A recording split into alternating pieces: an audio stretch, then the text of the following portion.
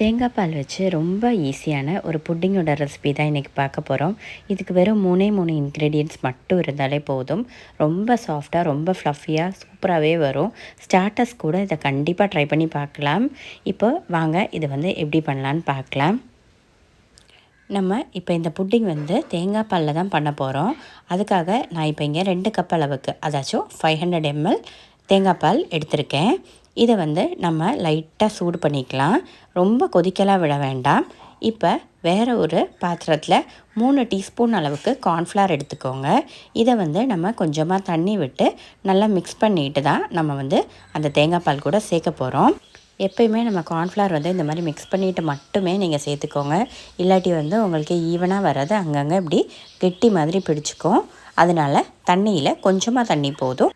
இப்போ இதை நம்ம எடுத்து வச்சுக்கலாம். ரெடி ஆயிடுச்சு.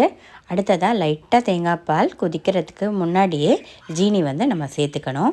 இப்போ நான் இங்கே 1/3 கப்பில் 1 கப் அளவுக்கு ஜீனி போட்டிருக்கேன். இது மீடியமான இனிப்பு மட்டும்தான் உங்களுக்கு இருக்கும்.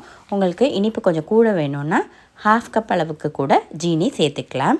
இப்போ இதை மெல்ட் ஆகிற வரை நல்லா மிக்ஸ் பண்ணி விட்டுக்கலாம். ரொம்ப சிம்பிளான ஒரு புட்டிங்கோட ரெசிபி இது. எல்லாருமே கண்டிப்பாக ட்ரை பண்ணி பார்க்கலாம். இதில் நம்ம தேங்காய் பால் ஊற்றுறதுனால இதோட ஃப்ளேவரும் டேஸ்ட் அவ்வளோ சூப்பராக இருக்கும்.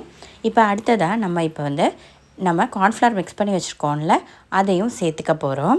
அதை சேர்த்துட்டு நம்ம உடனே நல்லா மிக்ஸ் பண்ணி விட்டுக்கிட்டே தான் இருக்கணும். இல்லாட்டி உங்களுக்கு அது கெட்டி பிடிக்க ஆரம்பிச்சிடும். அதனால் ஒரு மீடியம் ஃப்ளேமில் வச்சுட்டு நல்லா இந்த மாதிரி திக்காகி வரும். பார்த்திங்கன்னா சீக்கிரமாகவே உங்களுக்கு திக்காகி வந்துடும். ரொம்ப நேரம்லாம் எடுக்காது. இதுக்கு திக்காக ஆரம்பிச்சிருச்சு. இருந்தாலுமே நம்மளுக்கு இது இன்னும் கொஞ்சம் நல்லா திக்காகி வரணும். அப்படின்னா தான் உங்களுக்கு அந்த புட்டிங் நல்லா செட் ஆகி வரும். இல்லாட்டி கொஞ்சம் நம்ம கட் பண்ணுறப்போ உங்களுக்கு கரெக்டாக வராது. பபிள்ஸ் வர்றதுக்கு அப்புறமேட்டு நீங்கள் ஃப்ளேம் ஆஃப் பண்ணிக்கோங்க. இப்போ ஒரு பாத்திரத்தில் கொஞ்சமாக நெய் தடவிட்டு நம்ம இப்போ இந்த மிக்ஸ்சரை அதுக்குள்ளே ஊற்றிக்கலாம். இதை நல்லா செட் பண்ணிக்கோங்க. உங்களுக்கு வேணும்னா இதில் நம்ம கேஷ்யூ நட்டோ இல்லை ஏதாச்சும் நட்ஸோ கூட ஆட் பண்ணிக்கலாம். இப்போ இது நல்லா தட்டி விட்டுக்கோங்க. லைட்டாக 2 தடவை அந்த பாத்திரத்தை லைட்டாக மெதுவாக தட்டினீங்கன்னா உங்களுக்கு ஏர் பபிள்ஸ் ஏதாச்சும் இருந்துச்சுன்னா அதெல்லாம் போயிடும்.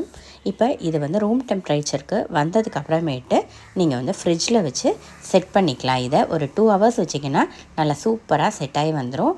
இப்போ நான் 2 மணி நேரம் ஃப்ரிட்ஜுக்குள்ளே வச்சுட்டு நல்லா செட் பண்ணி எடுத்தாச்சு. இப்போ பாருங்கள் சூப்பராக வந்துருச்சு. இதை இப்போ இதுக்கு மேலே நம்மளுக்கு பிடிச்ச நட்ஸோ இல்லை குங்குமப்பூவோ இல்லை இந்த மாதிரி டெசிகேட்டட் கோகோனட்டோ எதுனாலுமே நம்ம சேர்த்துக்கலாம். அது எல்லாமே நம்ம இஷ்டம்தான். இப்போ நான் இது மேலே டெசிகேட்டட் கோகோனட்டும் அப்புறமேட்டு கொஞ்சமாக குங்குமப்பூவும் சேர்த்துருக்கேன். அவ்வளோதான். இது இப்போ நம்ம கட் பண்ணிவிட்டு சர்வ் பண்ணிக்கலாம். இது சில்லுன்னு சாப்பிட்றப்ப தான் இன்னும் கொஞ்சம் டேஸ்ட்டு சூப்பராக இருக்கும். அதனால் எல்லாருமே கண்டிப்பாக ட்ரை பண்ணி பாருங்கள்.